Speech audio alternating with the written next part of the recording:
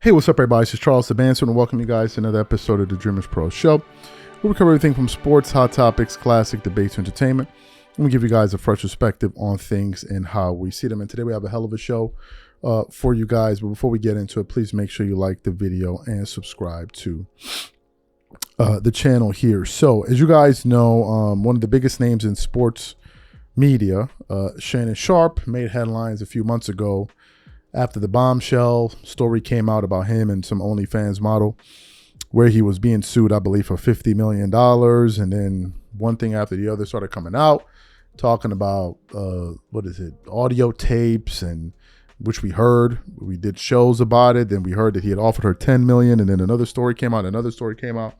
And then not too long after that, Shannon Sharpe went public, where he put out a public statement where he essentially said that he was going to be stepping away from ESPN, specifically ESPN First Take, their duties, so he can kind of just focus on fighting this case.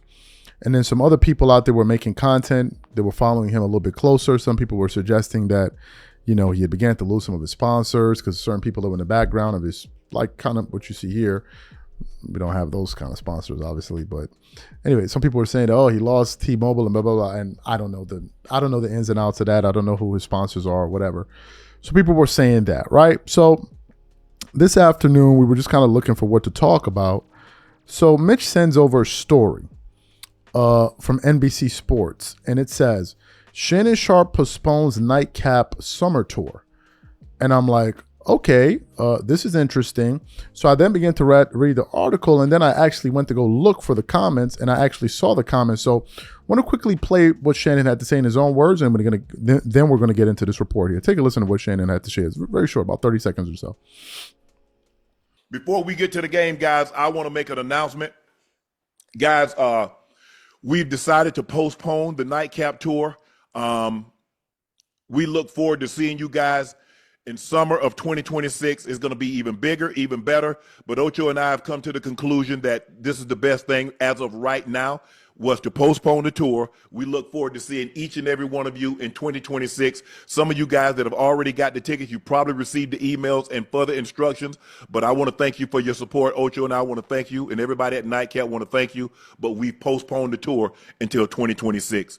Now, let's get into this ball game. Excellent. So you heard what Shannon Sharpe had to say. All right, so let's get into this report here. It says, Hall of Fame tight end Shannon Sharpe has planned a summer tour of his popular Nightcap podcast with former NFL receiver Chad Johnson. Via Brendan Clean of Awful Announcing, Sharpe has delayed the tour for a year. And then it goes on to say what we just played. Sharpe said in a recent episode of the podcast, we're looking for blah, blah, blah. Then it says, this news comes at a time when Shannon Sharpe faces a $50 million lawsuit alleging sexual assault and other claims. His lawyer said in the days after the filing of the civil complaint that Sharpe offered at least $10 million to settle the case. Sharpe has stepped away from his employment on ESPN First Take. He has continued to record both Club Shay Shay and Nightcap podcasts. The lawsuit filed on April 20th. A formal response will be filed soon if it hasn't already been submitted. Extensions to respond routinely are granted among the lawyers who handle such matters. Barring a settlement or dismissal, it is unlikely that the civil action against Sharpe will be resolved by next summer. Now, I want to focus on that last wrinkle there, that article. It says they doubt that it will be resolved by next summer. Why is that important? Well, the reason that's important is because if we go back to what Shannon Sharpe said initially, about him deciding to step away from ESPN, he also said that he plans to return by NFL season this year, right? So if this article is saying that the likelihood of this case being settled before next summer is low, then how is he going to be able to return for NFL season this year? How's that possible?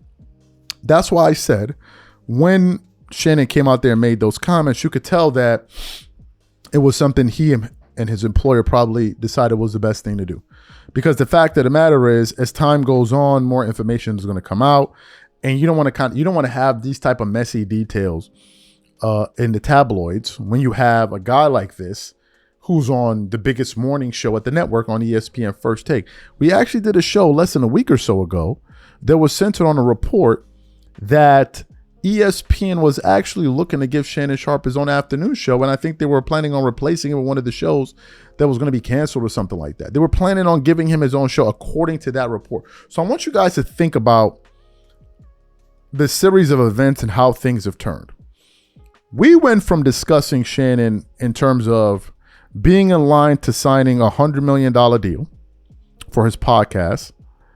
Then we were talking about Shannon Sharpe getting his own shows, his own show on ESPN, and probably an afternoon show on ESPN, to now talking about Shannon Sharpe no longer being on ESPN First Take, the possibility of him not getting his own show, and then possibly being sued out of $50 million. And folks, it's important that I bring up the $50 million must be based on the $100 million that they thought he was going to get, which I don't know if he has received yet or not, which to me is crazy. The amount is insane. And I think that the only reason they went for that amount is because of that announcement. The moment that announcement was made public, like, okay, look, this guy is about to get, a windfall here of some serious cash. 10 million looked like a joke. I mean, the guy's offering you 10 million and you can get 5 times that amount. Obviously, I'm going to get 5 times that amount. Now, how do I see this entire thing playing out? Look, Shannon, from afar, and I don't know him, seems to be a very resilient person. So my hunch is that I think that he's going to find a way to weather the storm. I think that Shannon is going to find a way to make this situation go away quietly because it's in his best interest. He has too much to lose, which was one of the reasons why a lot of people were chastising him like, bro, don't you understand the position don't you understand who you are in this equation? Don't you know who you are?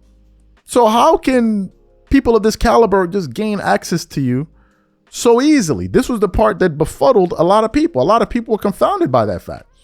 But nevertheless, I do think that he has the wherewithal to bounce back. Now, whether or not he's going to return to ESPN, I don't know. Right? Because we also have to look at a thing called a window of opportunity, a moment, right? The moment was now. Will the moment be that later? We don't know, right? Time moves on. People's opinions change. Things happen. But I do think he'll be able to weather the storm. I do think that he'll be able to continue to operate his podcast. And I think they're going to continue to do well, right? If you look at his podcast numbers, it's still growing. Now, it's not growing at the rate that it was in the beginning, but nothing rarely does. You reach a point where you're new, you're exciting, so people want to subscribe and hey. But then it gets to a point where it's like, okay, we've seen this guy. What else you got for me? And I think that you now have to get to the point where you have to begin to start reinventing yourself. I think that's where he is. So if you don't see the growth at that same trajectory that it was at previously, I think that's pretty normal. Most guys that are established, they kind of become established and then they continue to just kind of grow incrementally over time, right? Because at first you're new, people want to see who you are, hear from this guy, this girl, whatever. And I think that's it. But ultimately, I think Shannon Sharpe will bounce back. So the question to the audience is simply this. Do you think Shannon will bounce back and ultimately regain his form as one of the top 3 guys in sports media? Whatever you guys think, please leave your thoughts and comments in the comment section, and we'll catch you on the next show. Peace.